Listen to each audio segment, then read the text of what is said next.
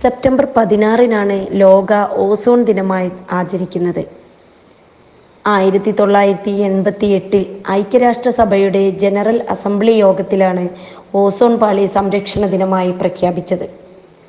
പാളിയുടെ സംരക്ഷണത്തിനായി 1987 സെപ്റ്റംബർ 16 മോൺട്രിയോളിൽ ഉടമ്പടി ഒപ്പുവെച്ചു. ഓസോൺ പാളിയിൽ സുഷിരങ്ങൾ സൃഷ്ടിക്കുന്ന രാസവസ്തുക്കളുടെ നിർമ്മാണവും ഉപയോഗവും കുറയ്ക്കുകയാണ് ഇതിൻ്റെ ഉദ്ദേശം.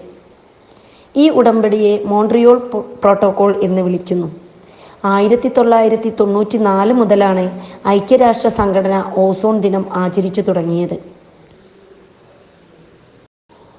ഓസോൺ പാളിയുടെ നാശനം ഇപ്പോൾ മനുഷ്യൻ നേരിടുന്ന ഒരു പ്രധാന വിപത്തായി മാറിയിരിക്കുകയാണ്.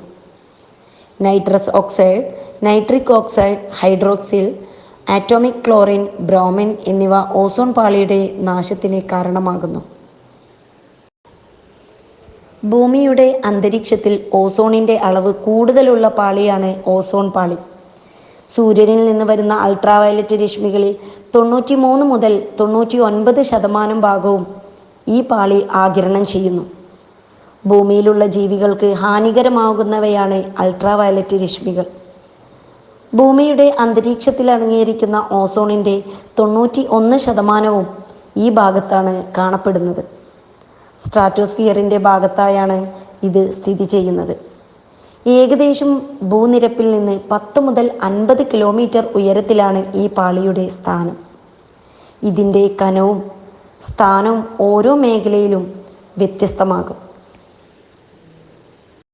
മനുഷ്യനിർമ്മിതങ്ങളായ ക്ലോറോഫ്ലോറോ കാർബൺ, ബ്രോമോഫ്ലോറോ കാർബൺ എന്നിവയാണ് ഇന്ന് ഓസോണിന് ഏറ്റവും വലിയ ഭീഷണിയായിരിക്കുന്നത്. അടുത്തായി ഹൈഡ്രോ ക്ലോറോഫ്ലോറോ കാർബൺ ഇനത്തിൽ വരുന്ന വസ്തുക്കളും ഓസോൺ പാളിയുടെ നശീകരണത്തിന് കാരണമായി കണ്ടെത്തിയിട്ടുണ്ട്. ആലത്തിയൂർ KHMHSS സോഷ്യൽ സയൻസ് വിഭാഗം ഓസോൺ ദിനവുമായി ബന്ധപ്പെട്ട് നടത്തിയ പ്രോഗ്രാമിൽ ധാരാളം കുട്ടികൾ പങ്കെടുക്കുകയും ഓസോൺ നാശവുമായി ബന്ധപ്പെട്ട് ധാരാളം പോസ്റ്ററുകൾ തയ്യാറാക്കുകയും ചെയ്തു.